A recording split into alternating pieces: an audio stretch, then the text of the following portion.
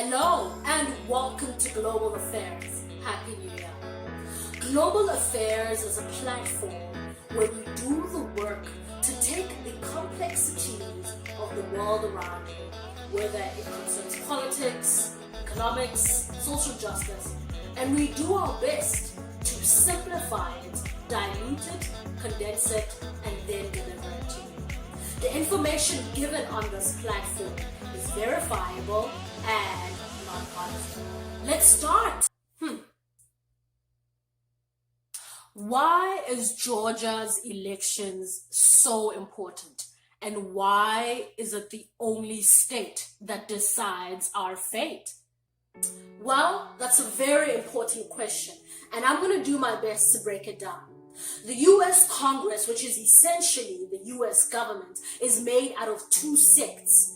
One is the House of Representatives, and two is the US Senate. Now, the US Senate is the body that has the final say on any and all decisions that are made in government.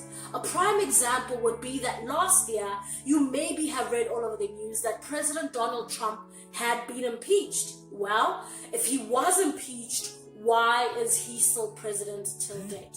Well, the motion to impeach him had passed in the House of Representatives, but had not passed in the US Senate. So long as it does not pass in the US Senate, that decision cannot go through. The US Senate has 100 seats, and 50 of those seats are typically filled by 50 Republican senators, and the other 50 is typically filled by 50 Democrat senators. Now, this time around, there were two vacant seats, both from the state of Georgia. The state of Georgia typically decides which party has the majority in the US Senate. Now, if any of those two seats were filled by a Republican senator, then the Republican Party would have had the majority in the US Senate, because then there would be 51 senators who are Republican and 49 senators who are Democrat. So any decision that passed, the Republicans would have had the final say. But that did not happen. Both seats were filled by two Democrat senators. Now you may think, okay, 50 Democratic senators, 50 Republican senators, that's 50-50. How is anyone a majority? Well, the leader of the US Senate is the Vice President of the United States. So for example, if Joe Biden wanted to pass a bill about climate change, it would most likely pass in the House and it would come to the Senate. Now, if 50 Republican senators voted no on Joe Biden's climate change bill and 50 Democratic senators voted yes, well, it will all be on Kamala Harris, the leader of the US Senate. She has the tie-breaking vote. And obviously, she's a Democrat, so it would have to go to the Democrats. That is how and why the Democratic Party is the majority of the US Senate, and that all depended on the state of Georgia. Okay. I've been hearing a lot about black voter suppression within the United States. How does that work? Do they just not count black people's votes?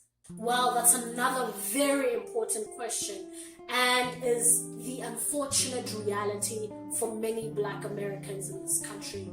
Well, it all comes down to one term: gerrymandering. Gerrymandering simply means someone out there is finding ways to manipulate the system so that they can have a desired outcome. And this has been happening across America, and more specifically in the South, and it undermines the legitimacy of the democratic process within the United States. And more specifically, it's been happening to the state of Georgia, because Georgia typically determines the outcome of the US Senate. Now, there are many ways to do this. I'll name a few. One is the consensus. So let's say you are a black African American living in a white neighborhood. So let's say during census time, you're not home or you do not complete the census online. Well, if you're in a white majority neighborhood, the officials are just going to assume that you are also white, and therefore you're not counted for in the... Another way of implementing black voter suppression is to undermine the legitimacy of the mail-in ballots. Now, the mail-in ballot system has been in place even before the novel coronavirus. In fact, the president himself casts his vote via the mail-in system. Now, the 3rd of November or the 5th and 6th of January is usually a working day. And many of the gerrymanders out there know that the middle income and lower income African Americans would not have the liberty to take time off work and go cast their votes at the voting stations. They know that they would rather opt to mail in. So what are they going to do? Suppress the legitimacy of the mail-in ballots.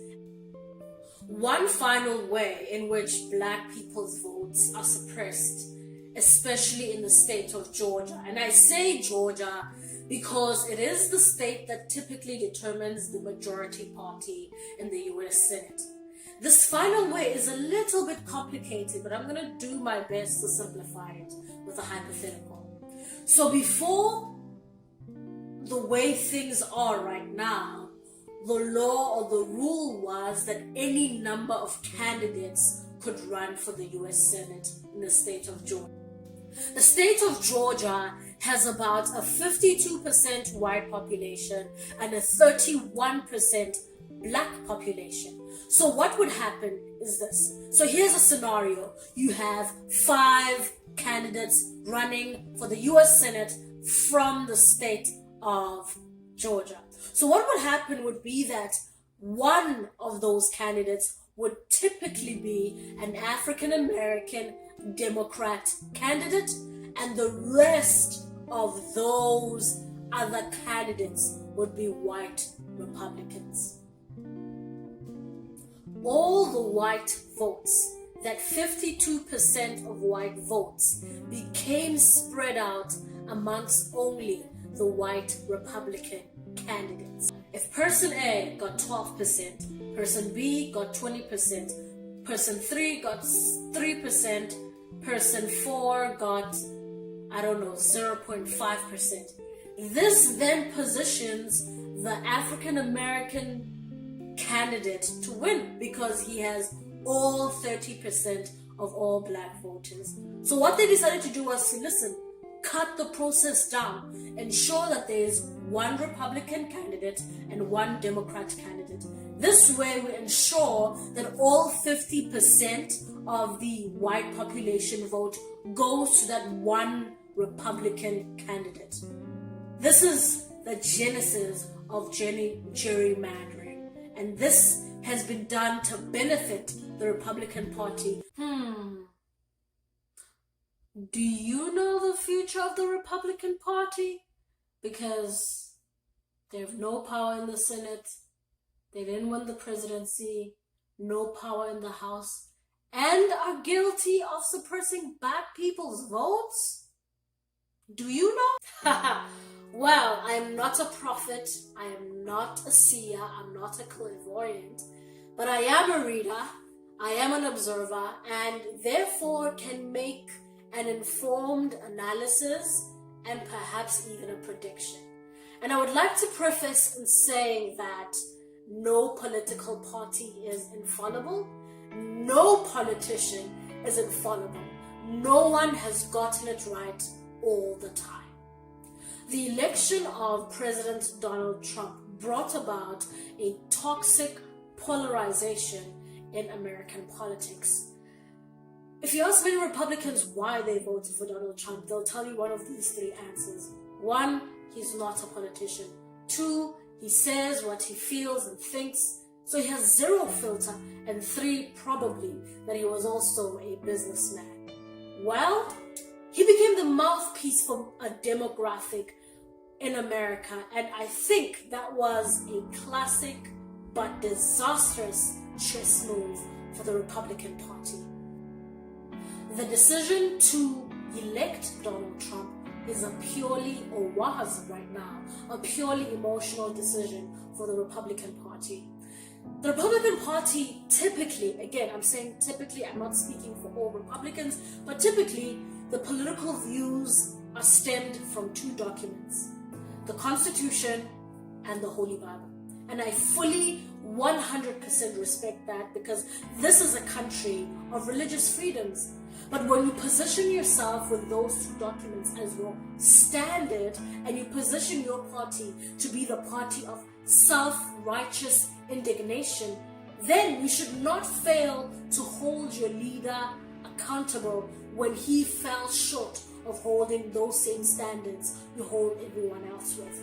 If you're going to be the party of moral superiority, make sure that your leader is the primal example of the values you hold.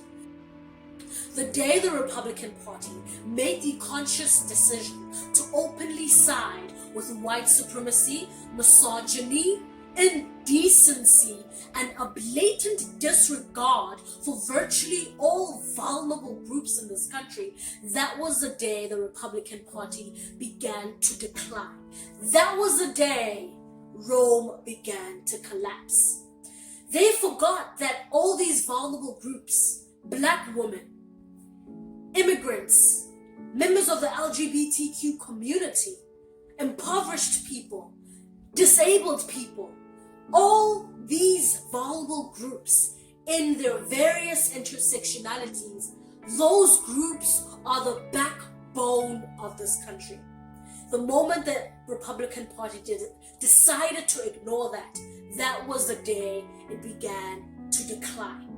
That was the day it began to fall. And for all the Republicans who say, well, I'm not a white supremacist, I believe in this value and that value, but I don't do all these things they say my party is doing. Well, your silence enables it. Your silence is your compliance. So the moment you decided not to hold your leader accountable, not to make that important distinction, that was the day you were seen as one with white supremacy, one with patriarchy, one with anti-human rights.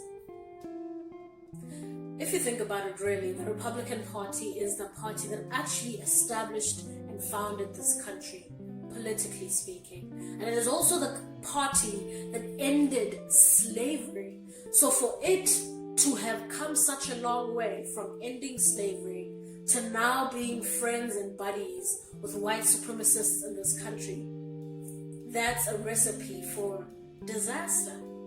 So what do I think about its future? I think for as long as the Republican Party does not distinguish itself from white supremacist groups and all the values I've mentioned earlier on, for as long as it does not do the work to distinguish its authentic true values from the rest of these values, well, its due date is close. So in simple terms, until and unless the Republican Party does the work to reevaluate and really establish to the rest of America who they truly are, then do I have bad news. And we've come to the end of our first session. Thank you so much for joining us. It's been amazing. Follow us on social medias, subscribe, tell a friend to tell a friend to tell a friend. See you next time. Bye.